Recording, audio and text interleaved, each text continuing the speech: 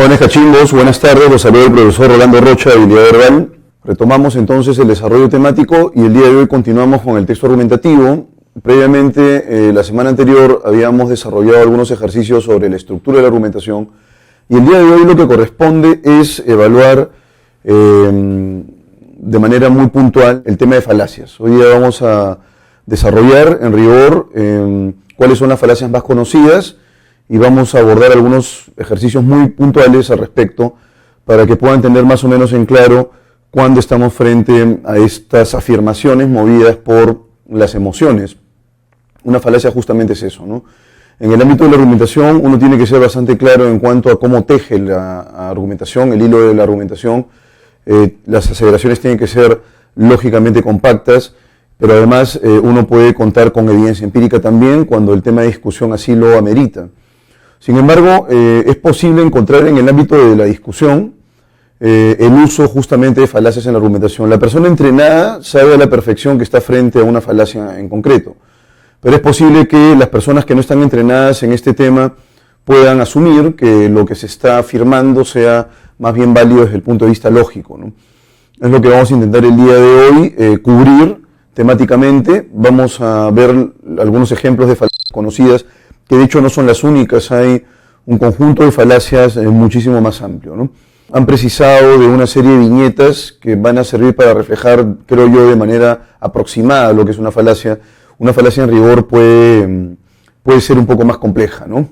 Pero, ya que estamos en un nivel preuniversitario, las principales falacias van a ser esgrimidas aquí. ¿Qué entendemos por falacia en el ámbito de la argumentación? En principio, la falacia es un procedimiento que no debemos usar, a no ser que el objetivo de la discusión sea ganar la discusión, y eso sea todo, no ampliar nuestro marco de conocimientos o mantener una discusión edificante. Si el objetivo es ganar una discusión, el uso de falacias puede servirnos siempre que el público objetivo que escuche, ¿no es cierto?, nuestra deliberación sea un público no entrenado en el ámbito académico. Pero en el texto escrito, ya que puede haber una retroalimentación muchísimo más lenta pero también más activa, debemos evitar, por supuesto, debemos cuidar no utilizar falacias, porque eso hace de nuestra argumentación inconsistente. Entonces vamos a empezar con las falacias más conocidas. Las falacias son recursos en realidad sancionables, si uno quiere articular una argumentación sólida, y están movidos por las emociones. Voy a colocar simplemente un ejemplo puntual. Por ejemplo, cuando uno ataca al dialogante, la persona con la cual está discutiendo, utiliza una falacia ad hominem. Cuando uno tilda de ignorante a alguien, por ejemplo, cuando lo tilda de terruco, lo tilda de facho, lo tilda de guachafo, en el ámbito de la discusión, eso es simplemente una falacia ad hominem, ¿no? Y lo que se está discutiendo es una cuestión trivial, que probablemente tenga que ver con algún atributo de la persona, pero no el meollo del asunto, que son los argumentos que la persona está esgrimiendo. Hay falacias y falacias, o sea, hay falacias ad hominem muy sutiles. Uno tiene que estar muy atento acerca de cómo se utilizan. Lo grosero y grotesco es utilizar el insulto directo, ¿no? Pero es una falacia que tenemos que evitar y es una falacia muy conocida. Vamos a empezar entonces justamente con esa falacia a continuación. Vamos a revisar algunas de las viñetas y vamos a colocar algún ejemplo adicional si acaso es menester. Bien, entonces aquí en el cuadernillo, mis queridos cachimbitos, tenemos un caso de falacia ad hominem. Dice, alguien que viste tan mal no puede tener razón. En realidad, la falacia consiste en no cuestionar el argumento, sino más bien cuestionar a la persona, por alguna razón, ¿no? La persona, digamos, reniega mucho, por ahí ha sido enjuiciada, no terminó el colegio. Ese tipo de afirmaciones que atacan a la persona pero no impugnan el argumento es una falacia ad hominem. Probablemente uno pueda verse sorprendido por ese tipo de falsa argumentación y pensar que en efecto se cuestiona el argumento, ¿no? Ese es para una persona no entrenada. Y aquí justamente el ejemplo nos da alguna pista acerca de eso, ¿no? Alguien que dice tan mal no puede tener razón. Acá se está atacando a la persona en rigor, ¿no? Continuemos con las falacias que han planteado esta semana. El argumentum ad populum es una falacia también muy utilizada, que consiste en atribuir la validez de una afirmación en el hecho de que es aceptado por mucha gente, ¿no? Entonces uno puede decir, bueno, la Tierra es plana porque todos piensan así, la Tierra es plana porque la mayoría lo cree, la mayoría lo piensa, la mayoría lo asume, la voz del pueblo es la voz de Dios. Y entonces esta falacia consiste en atribuirle la validez a una afirmación en el hecho de que muchas personas la aceptan y por supuesto que la mayoría no es garantía de nada en absoluto. Finalmente, la mayoría puede estar completamente equivocada, si sea una persona nada más que piense lo contrario. Ya que todos respaldan una afirmación, entonces todo el mundo me da el sustento para decir que esta afirmación es sólida y válida. Esa es una falacia ad populum, ¿no? Aquí tenemos el siguiente ejemplo, redonda, todo el mundo sabe que es plana, ¿no? Y todo el mundo es la mayoría. Eso es una falacia muy utilizada, por ejemplo, por Vargas Llosa para defender las corridas de toros, ¿no? En realidad su defensa de las corridas de toros están plagadas de falacias y uno podría fácilmente reconocerlas y en consecuencia definir que no hay pues propiamente una estructura argumental ahí. Luego tenemos el argumentum ad verecundiam, que es la apelación a la autoridad, pero aquí hay que tener un poco de cuidado, ¿no? En realidad uno puede incurrir en el uso de una falacia de autoridad o falacia ad verecundiam en dos casos. El primer caso tiene que ver con utilizar a una persona autorizada en un tema que no es de su competencia, ¿no? Por ejemplo, estoy discutiendo sobre un tema de economía y utilizo, se me ocurre ahorita, no estoy seguro, a Stephen Hawking para defender una postura económica. Bueno, Stephen Hawking es una persona reputadísima en el ámbito de la física, pero no es una autoridad en temas de economía, ¿no? Y a la inversa también, no utilizo un economista para hablar sobre temas de física, es impertinente.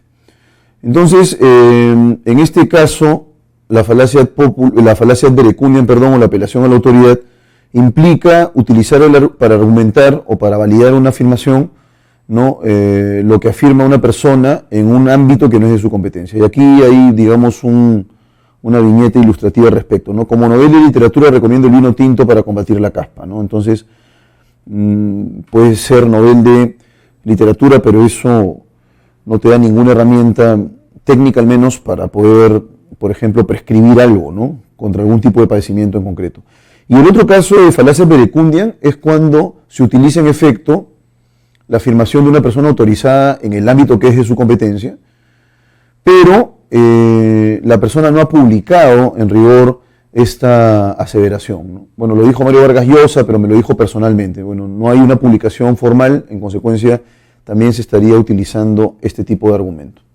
Luego, el argumentum ad baculum es la apelación a la violencia, ¿no? La apelación a la amenaza para persuadir.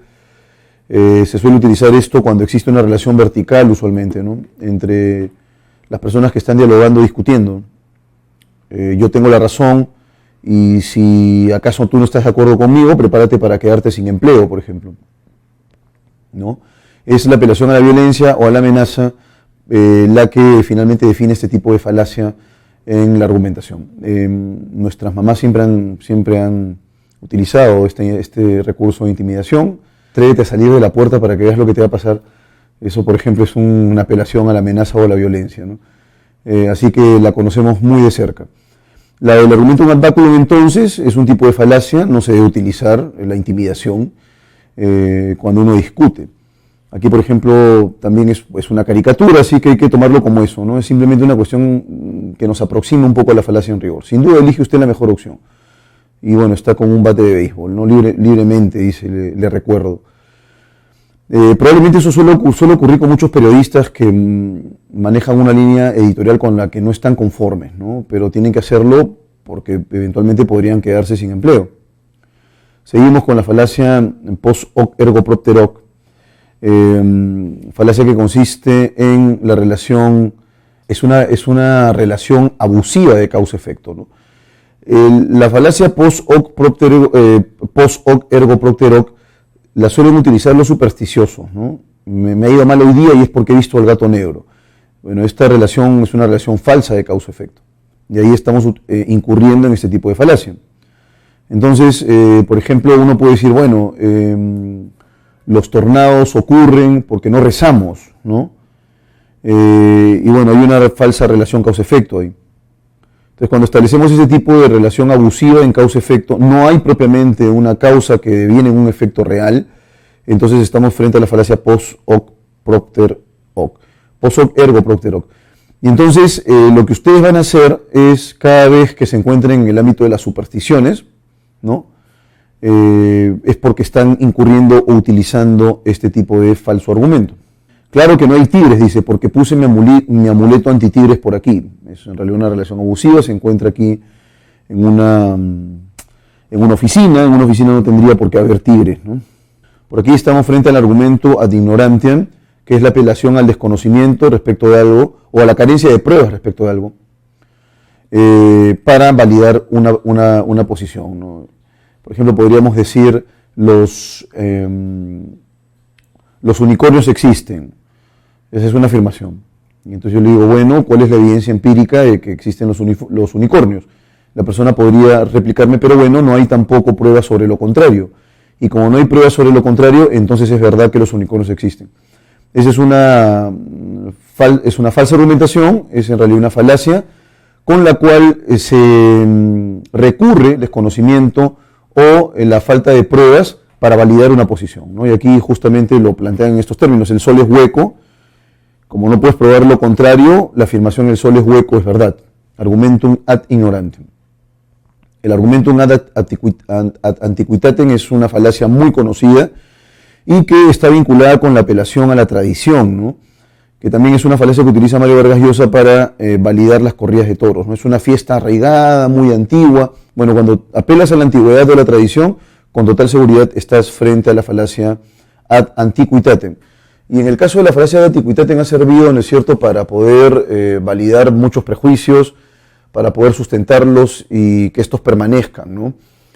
Por ejemplo, pienso yo en el hecho de que la mujer no vote o que no vaya a la universidad. Bueno, pero si toda la vida ha pasado esto, decían los que se oponían justamente a que la mujer asista a la universidad, la mujer además está tranquila en la casa, con sus labores domésticas, ¿para qué la vas a mandar a la universidad? Lo mismo pensaban los esclavistas, ¿no? Bueno, yo soy esclavista porque así ha sido siempre. Es la apelación a la tradición, al statu quo, y esa es una falacia, ¿no? Por ejemplo, yo puedo decir, bueno, yo estoy en contra, se me ocurre ahorita, de las pastillas anticonceptivas porque toda la vida no se ha utilizado, se ha seguido el método del ritmo, cualquier otro método anticonceptivo, entonces las pastillas anticonceptivas no deberían utilizarse. Estoy apelando nuevamente a la tradición o a la antigüedad.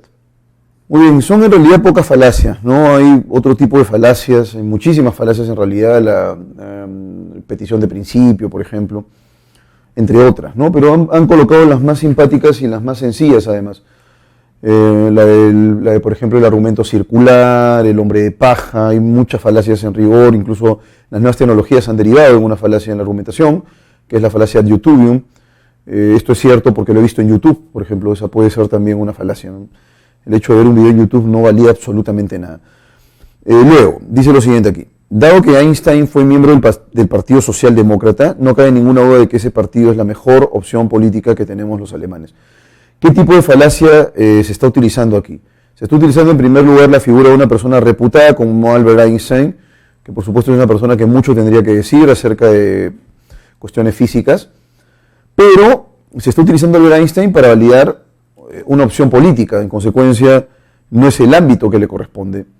Hay una incongruencia. Y en tanto que tal, entonces es una falacia ad verecundiam, o la apelación a la autoridad, ¿no? Que es un falso argumento. Luego, la pena capital en Estados Unidos ha dado la tasa de criminalidad más alta y el mayor número de prisioneros por cada 100.000 habitantes en el mundo industrializado. Se están refiriendo aquí a la pena de muerte, ¿no? Yo sospecho que aquí se trata de un argumento persuasivo, ¿no? En el que dice lo siguiente, ¿no? La pena capital, que es la pena de muerte, ¿no? La pena de muerte desencadena la alta tasa de criminalidad y el mayor número de prisioneros, ¿no? También arriba, el mayor número de prisioneros. Perfecto. Por cada 100.000 habitantes. Muy bien. Y entonces, ¿hay manera de poder establecer una relación causa-efecto real entre la pena capital, que es la pena de muerte, y la alta tasa de criminalidad? No. Este es un argumentum post hoc ergo propter hoc. Vamos ahora con la siguiente. ¿Entenderá el pueblo sufriente, el pueblo indígena, el pueblo asalariado, la gran injusticia que gobierne solo el 5% más rico, el 5% que es el dueño del 75% del país? Como todos sabemos, ¿no? Ese es un argumentum ad populum, ¿sí? La apelación a la mayoría, como todos sabemos. Es algo que todos sabemos y en consecuencia valida mi afirmación, argumentum ad populum. Seguimos con el siguiente. Dice aquí, si Grecia abandona el euro, entonces no le quedará otra que enfrentarse a la bancarrota total, a la recesión desenfrenada y a cargar con un dracma muy devaluado. Por tanto, Grecia no puede salirse del euro. O sea, Grecia abandona el euro y entonces ¿qué va a desencadenar ello? Bancarrota total, recesión desenfrenada y un dracma devaluado. Bien, eso quiere decir entonces que es como una advertencia, ¿no? Oye, Grecia, abandonas el euro y entonces esto es lo que te va a caer. Perfecto, es un argumentum ad baculum, o la apelación a la fuerza, a la violencia, a la intimidación.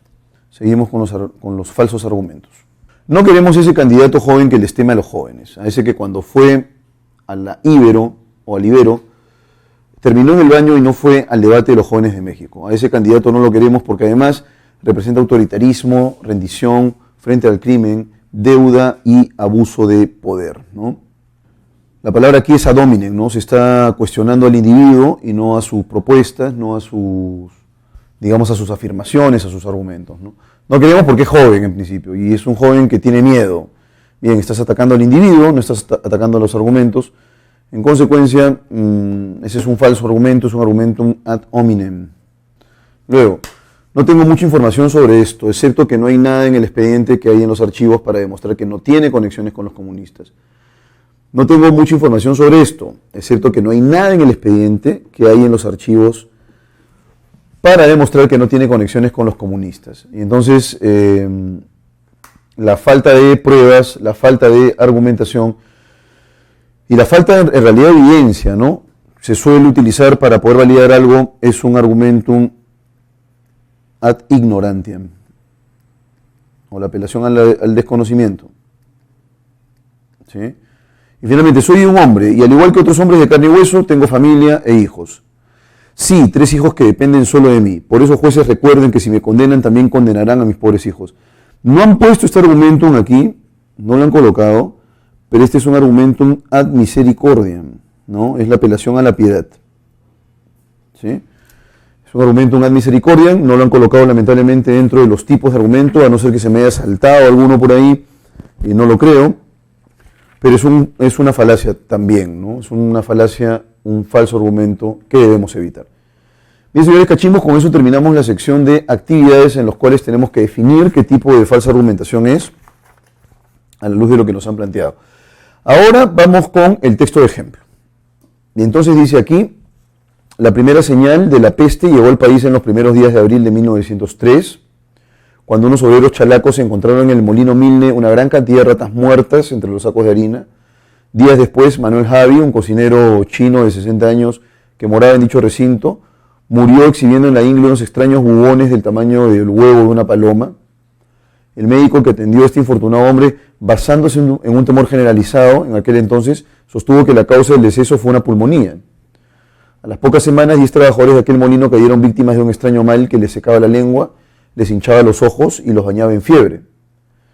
Este fue el comienzo de la epidemia de peste bubónica en Lima, una ciudad caracterizada por el hacinamiento, es decir, por el amontonamiento, ¿no? Que terminó extendiéndose por toda la costa norte hasta la década del 30 del siglo XX. Lima, al igual que muchas otras ciudades costeñas a inicios de ese siglo, estaba ambientada para la proliferación de las ratas y de la peste bubónica, enfermedad que se contagia a través de la picadura de la pulga que parasita dicho animal. Porque estaba saturada de muladares, con sistemas precarios de desagüe y viviendas hacinadas, sucias y con materiales y diseños arquitectónicos en las cuales los roedores pudieron albergarse y propagarse, conocidas como callejones. Por ejemplo, en 1905, de las 386 viviendas con casos de peste, 126 eran callejones. Muy bien. Ese es el texto en rigor. la peste bubónica y la proliferación a propósito del hacinamiento limeño. Y luego tenemos por aquí una tabla estadística muy puntual, casos de peste bubónica en la costa norte del Perú, desde 1903 hasta 1930, y tenemos quinquenio de 1903 al 5, 1906 al 10, ¿no? Del 11 al 15, del 16 al 20, del 21 al 25, del 16 al 30. Y entonces, tenemos en Paita, Chiclayo, Pacasmayo, Trujillo, Lima, donde encontramos en el quinquenio de 1903 al 5 un mayor volumen de personas afectadas en Lima, ¿no? Seguido de Pacasmayo, luego de Chiclayo, de Paita y de Trujillo. Pero en el periodo 1906 a 1910 ya no es Lima, sino más bien Trujillo, el que tiene una cantidad ingente de personas con peste bubónica. Y vean ustedes que el promedio general también se incrementa de 1.873 a 4.300. Luego le sigue Lima, luego Chiclayo, luego Pacasmayo y luego Paita. Entre el año 1912 y 15, el lugar con mayor cantidad de casos de peste bubónica sigue siendo Trujillo, continúa con Lima, luego con Chiclayo, Pacasmayo y finalmente Paita. Y entonces así vamos desagregando estos datos. En el año de 2016 a 2020 sigue siendo Trujillo el lugar con más casos de peste bubónica, pero ya en el 1921 y 1925 Lima se vuelve nuevamente o retoma el protagonismo, y eso ocurre también de 1926 a 1930, ¿sí? Aunque en ese periodo de tiempo ya se reduce de 3.000 a 1.500, ¿no? Luego, resolvamos entonces la pregunta de opción múltiple de inmediato. Bueno, jóvenes, entonces atacamos la primera pregunta. Dice, teniendo en cuenta la información expuesta en el texto y los datos del cuadro, que en realidad es una tabla, ¿no? Podemos establecer que la intención principal del autor es explicar la causa de la propagación de peste bubónica en la costa norte del Perú en las primeras décadas del siglo XX. Dilucidar qué es la peste bubónica, sus principales causas y sus síntomas y la manera de cómo se transmite. Criticar la desidia de los gobiernos del Perú por la precaria política sanitaria que caracterizó al país en el siglo XX. Y finalmente, analizar las condiciones de vida de los peruanos y las enfermedades infecciosas que adolecieron durante el siglo XX. Bueno, la clave correcta aquí es la alternativa A, explicar la causa de la propagación de peste bubónica en la costa norte del Perú en las primeras décadas del siglo XX. Bueno, ya hemos discutido con largueza eso en el caso anterior. Nos ofrece información acerca de cómo es que estalla la peste bubónica, cuál fue la razón principal, que fue el hacinamiento, es una enfermedad de hacinamiento en rigor. Luego nos piden aquí lo que connota señal, ¿no? Lo que connota señal dice, la primera señal de la peste llegó al país en los primeros días de abril de 1903, ¿no? Y entonces, señal en concreto, connota, no nos piden el sinónimo, pero connota evidencia, ¿no? Es una evidencia de. La palabra polución en realidad está reemplazando o reemplaza a una palabra más castellana que es contaminación, ¿no? Aquí proviene, ¿no es cierto?, de pollution, y por eso es que se suele utilizar, pero tenemos la palabra contaminación en rigor. Pregunta número 3, sobre las provincias de la costa norte que registraron casos de peste bubónica entre los años 1905 y 1930, es incompatible afirmar que la provincia de Trujillo, bueno, aquí me olvidaba, la palabra señal connota evidencia, alternativa C, en el primer caso es la alternativa A. Luego dice aquí sobre las provincias de la costa norte que registraron casos de peste bubónica entre los años 1905 y 1930, a ver el cuadro, es incompatible afirmar que la provincia de Trujillo mostró más casos de peste entre 1906 y 1910. Bueno, esa no es la clave. La menor cantidad de casos de Pacasmayo ocurren entre 1921 y 1925. En el caso de Pacasmayo, en rigor, la mayor cantidad de casos ocurre en 1906 y 1910. La menor cantidad, perdón, dice aquí, y sí, efectivamente es en Pacasmayo 140 entre 1921 y 1925. El total de casos en Chiclayo representa el 15% del total de casos. En el caso de Chiclayo tenemos total en la costa norte 1.873 de 17.843. Entonces, no es propiamente el 15% del total de casos, ¿no? Son menos del 10%. Y entonces esa sería la alternativa incompatible. Vamos con las siguientes preguntas. Teniendo en cuenta el diagnóstico del médico que atendió al cocinero chino que murió presentando bubones en la ingle, podemos inferir que dicho galeno basó su opinión en un pseudoargumento, llevó a cabo varios exámenes exhaustivos, trató al señor Javi con mucha dedicación, era un especialista descollante en el país. ¿Cuál sería la clave correcta? Basó su opinión en un pseudoargumento. ¿Sí? Y finalmente, si la ciudad de Lima de las primeras décadas del siglo XX hubiera contado, con un eficaz sistema de desechos, ¿no? Dice que los sistemas de desagüe eran pésimos, había mucho hacinamiento, mucho amontonamiento. Un sistema adecuado de desagües y un diseño urbano contrario al hacinamiento, es posible pensar que hubiera sido más complicado que ocurra y que se desencadene esta epidemia de peste bubónica, ¿no? La clave correcta es dedo, alternativa D. Hubiese resultado muy complicado que se propague la peste bubónica. Y en el caso de 5, si la ciudad de Lima de las primeras décadas del siglo, 4, me parece que lo había dicho, pero vamos a marcarlo ahí, es la alternativa. Basó su opinión en un pseudo argumento.